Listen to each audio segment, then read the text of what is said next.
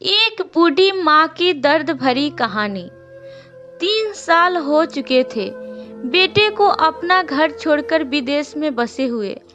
इन 3 सालों में बूढ़ी माँ ज्यादा बूढ़ी हो गई थी।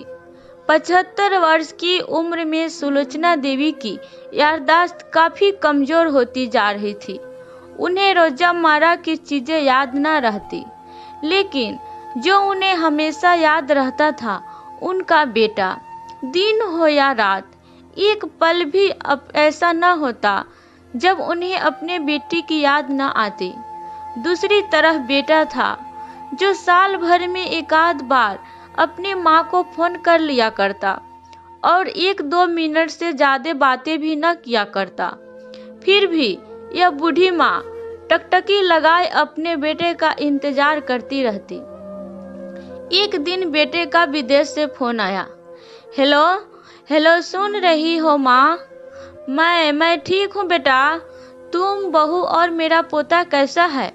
माँ ने पूछा। सब अच्छे हैं माँ, मैं अगले हफ्ते गांव आ रहा हूँ माँ तुम्हें लेने। अब हम सब साथ में ही लंदन में रहेंगे माँ तुम्हारी बहू कह रही थी माँ को यहाँ पर लेकर आओ, बेचारी अकेली वहाँ परेशान होती होगी, बेटे ने कहा।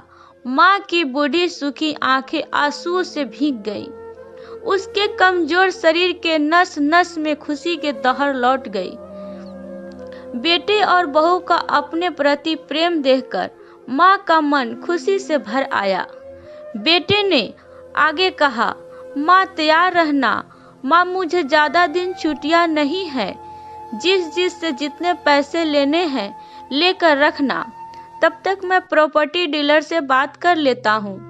घर के लिए माँ ने पूछा। हाँ माँ, गांव का घर हमें बेच देना पड़ेगा। अब हम साथ में ही रहने वाले हैं, तो वहाँ घर पर रहने का कोई मतलब नहीं है, माँ बेटे ने कहा। बुढ़ापे की वजह से ठीक से चलने में असक्षम माँ ने पूरे मोहल्ले में घूम घूम कर अपनी खुशखबरी को सबको सुनाया। सभी को खुशी हुई। सबको लगा माँ जी के आखिरी दिन अपने परिवार के साथ खुशी से बीत जाएंगे। घर वापस आकर माँ ने अपने घर को कोने कोनों को ऐसा देखा जैसे वह अपने दूसरे बेटे को देख रही हो। देखे भी क्यों ना, उस घर को अपने बेटे से कम थोड़ी समझा था। अपने पति के साथ 40 साल यही तो बिताए थे, लेकिन अब मजबूर थी बुढ़ापे के आखिरी साल बेटे और बहू के साथ बिताना चाहती थी। दिल पर पत्थर रखकर घर बेचने के लिए माँ तैयार हो गई। आनन फानन में बेटे ने घर को आधे दामों पर बेच दिया। माँ ने ज्यादा नहीं, लेकिन जिन चीजों से दिल लगा था उन चीजों को समेटा और बेटे के साथ टैक्सी में बैठकर एयरपोर्ट के लिए चली गई।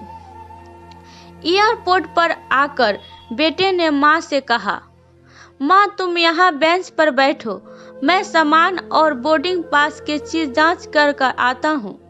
वहाँ वक्त लगता है और खड़ा रहना पड़ता है, तुम्हें तकलीफ होगी, तुम यहीं आराम करो। मैं यूं गया यूं आया। माँ बेंच पर बैठ गई और बेटा अंदर चला गया।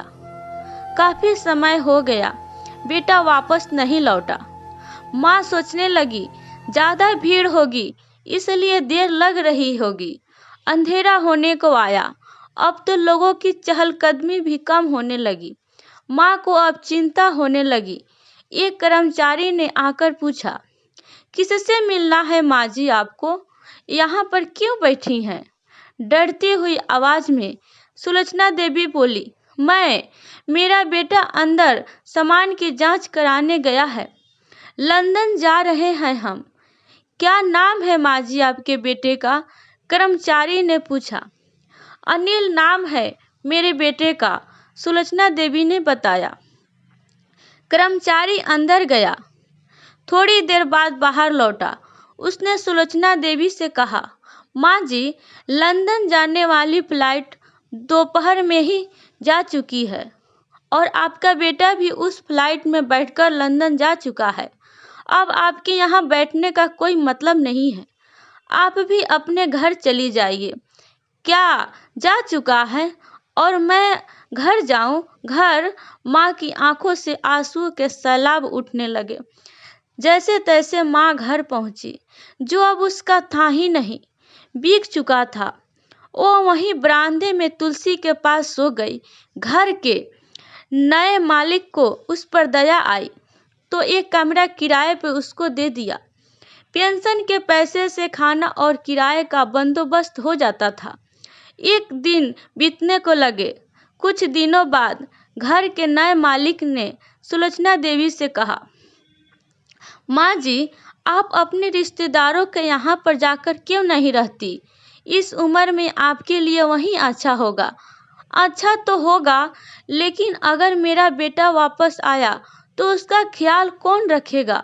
मेरा बेटा बहुत भोला है, उसे अपना ख्याल रखना बिल्कुल नहीं आता। मैं कहीं नहीं जाऊंगी, क्या पता कब उसे मेरी जरूरत पड़ जाए, माँ ने कहा। दोस्तों, सच बता रहा हूँ, माँ की ऐसी बातें सुनकर मेरी आंखों में आंसू आ गए। किसी ने सच ही कहा है, पुत कपूत हो सकता है, लेकिन माता कभी कुमाता नहीं होती। दोस्तों, आप सभी से हाथ जोड़कर विनती करता हूँ, अपने माता पिता को जितनी हो सके सेवा करना, उनके साथ कभी बुरा बर्ताव मत करना। आशा करती हूँ कि आपको ये कहानी जरूर पसंद आई होगी। यदि पसंद आई होगी तो लाइक कमेंट करें। चैनल पर नए हैं तो सब्सक्राइब जरूर करें। आपको मेरी कहानी सुनने के लिए बहुत बहुत धन्यवाद।